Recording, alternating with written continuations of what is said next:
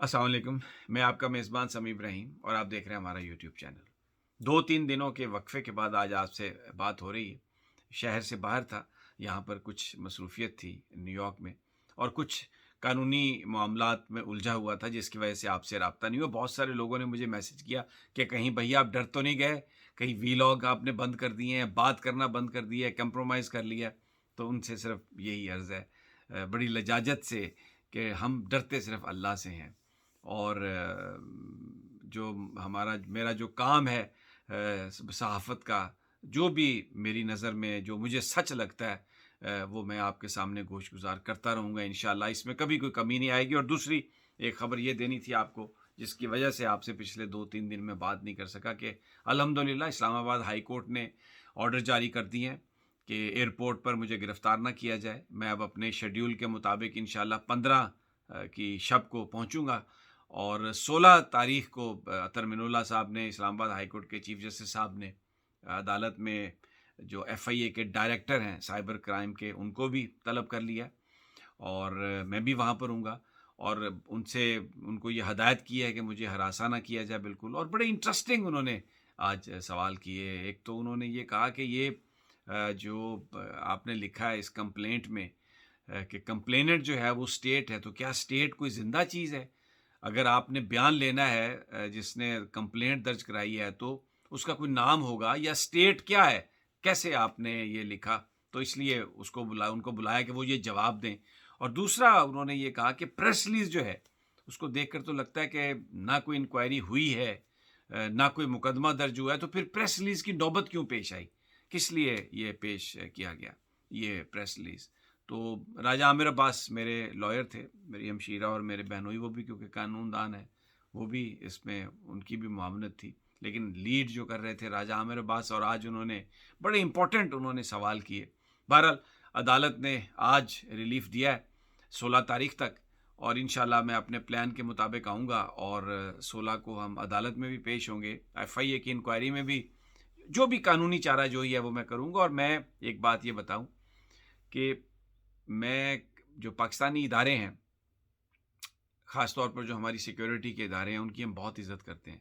मेरे दिल में उनकी इज़्ज़त है। जो हमारे जवान शहीद हो रहे हैं या जो गाज़ी हैं, उनकी जो फैमिलीज़ हैं, तमाम जो हमारी फ़ोर्सेस की जो लीडरशिप है, उन सब की मैं बहुत ज़्यादा इज़्ज़त करता हूँ। और बतौर पाकिस्तानी जो मेरी फ़ौज है, वो फर्स्ट हमारी लाइन ऑफ डिफेंस है, इस पे बिलीव है मेरा। और ये मैं एवें ही कोई किसी को खुश करने या मक्खन लगाने के लिए बात नहीं कर रहा। लेकिन हैविंग सेड दैट, जब कोई आदमी गलत काम करेगा तो उसके बारे में सवाल उठाए जाएंगे।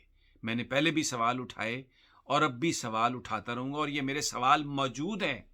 मैं ये कहते हैं जी, नाम ना लें आप, नाम लेने से बड़ा काम खराब हो जाता है। अच्छा भाई, अब मैं नहीं लेता नाम, लेकिन मेरा सवाल है वही सवाल। ये सारे जो ये जो चोर हैं, इनको किसने इकट्ठा किया? वो जो साइफर है, अगर वो ये कह रहा है, एक एक चीज चल रही है कि साइफर में लिखा हुआ है कि सारे ऑन बोर्ड हैं। भाई सारे कौन कौन ऑन बोर्ड है? हम मैं किसी का नाम नहीं ले रहा, आपको नाम से खफगी है ना, मैं किसी का नाम नहीं ले रहा। लेकिन वो साइफर पब्लिक करें। क्यों नहीं पब्लिक करते? क्यों कह रहे हैं ये कि जी अमेरिका से पूछ कर हम वो जो खत है उसको हम बताएंगे? भाई आप अवाम के सामने वो चीजें रखें, पेश करें। और ये जो पिछले 1 महीने में, 1.5 महीने में ये जो इतने गैर मामूली हालात हुए हैं पाकिस्तान के, ये सब कुछ हुआ है, तो ये किसने किया है? क्यों किया है? और वो लोग जो हमारे इदारों को गालियाँ निकालते थे, जिनके ऊपर करप्शन के चार्जेस थे, अरबों रुपए की करप्शन, उनको आपने हुक्मरान बना दिया है और वो आज फिर मज़ाक उड़ाते हैं, पाकिस्तानियों का मज़ाक उड़ाते हैं, पाकिस्तान के इदारों का मज़ाक उड़ाते हैं। जिनका नाम मुझे लेने से आपने मना किया है, उन्हीं का नाम ले लेके उनको बुरा-भला कहते हैं।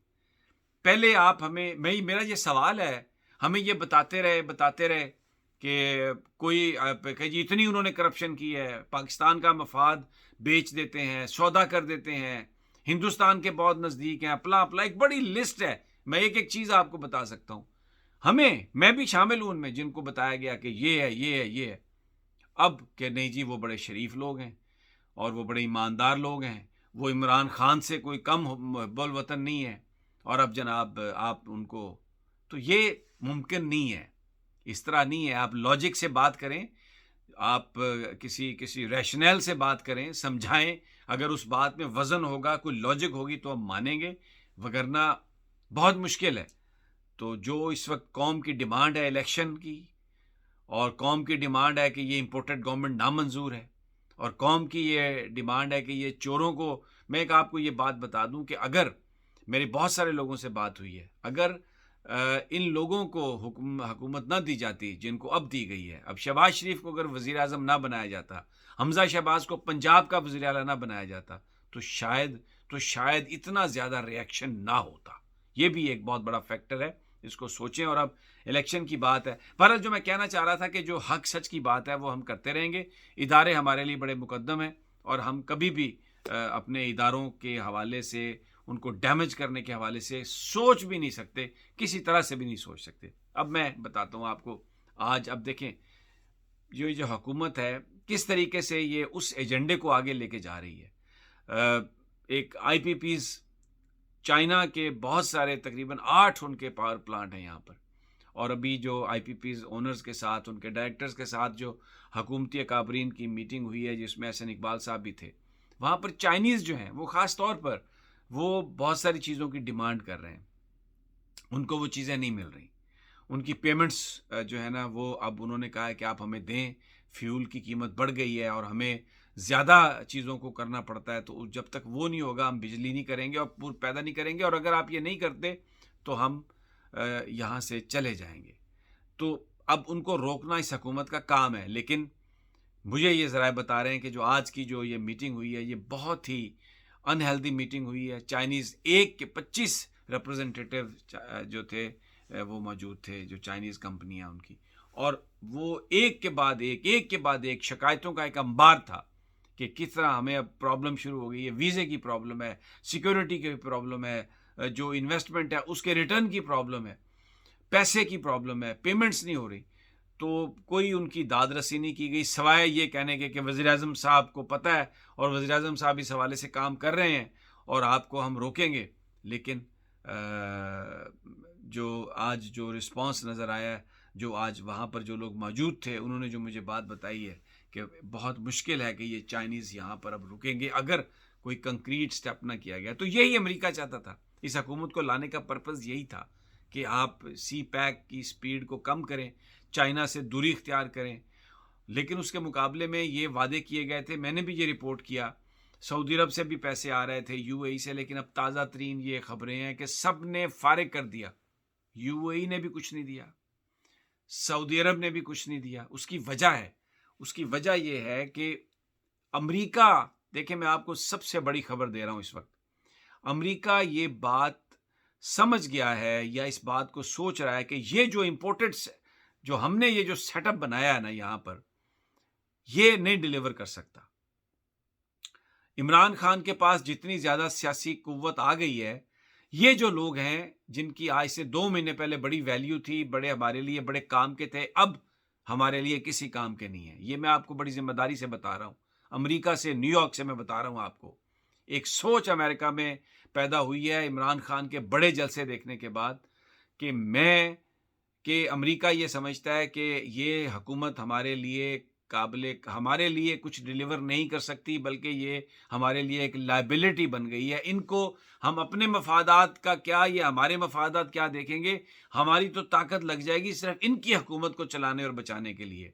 तो इन हालात में मैं आपको ये बात बता रहा हूँ कि बहुत सारे जो लोग हैं उनके ज़िम्मे, यहाँ पर जो पाकिस्तानी डायस्पोरा है उसमें जो लोग हैं, और बहुत सारे उनके ज़िम्मे ये काम लगाया गया है कि आप इमरान खान से बात करें, आप इमरान खान से बात करें कि अमेरिका माजी के बरक्स पाकिस्तान की खिदमात को समझते हुए, उनको एक्नॉलेज करते हुए, हम कोई ऐसा सिस्टम बनाते हैं जिसमें हमारा भी काम बने और पाकिस्तान की इज्जत भी बहाल हो।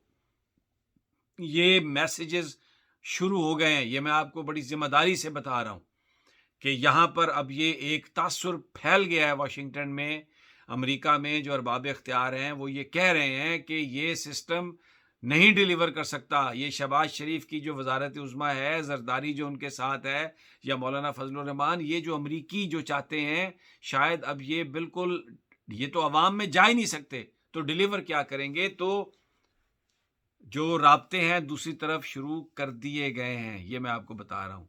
अब ये एस्टेब्लिशमेंट भी सोच ले, और ये जो अरबाब इख्तियार हैं जिन्होंने ये सब कुछ किया, जो इस बात पर खफ़ा होते हैं कि जी हमारा नाम ना लें आप।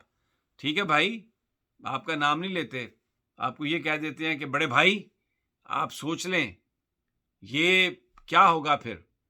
अगर ये सारे का सारा कारखाना ही उन्होंने अबैंडन कर दिया, तो फिर किधर जाएँगे सब लोग? ये साज़िश और ये सारी। तो ये बड़ा एक संगीन मामला है। और भी बहुत सारी खबरें हैं। आज अभी इस वीलॉग में इतना ही काफ़ी है। इंशाल्लाह आगे मैं और भी बहुत सारी चीज़ें आपको बताऊँगा। कुछ बड़ी इम्पोर्टेंट पर्सनैलिटीज़ इधर-उधर आ जा रही हैं, उनकी तफ़सील आपको बताऊँगा। कौन कहाँ गया, किस-किस से मिल रहा है। लेकिन वो इंशाल्लाह अगली वीडियो में। तब तक इजाज़त दीजिए। जल्द मुलाकात होगी। अल्लाह निगहबान।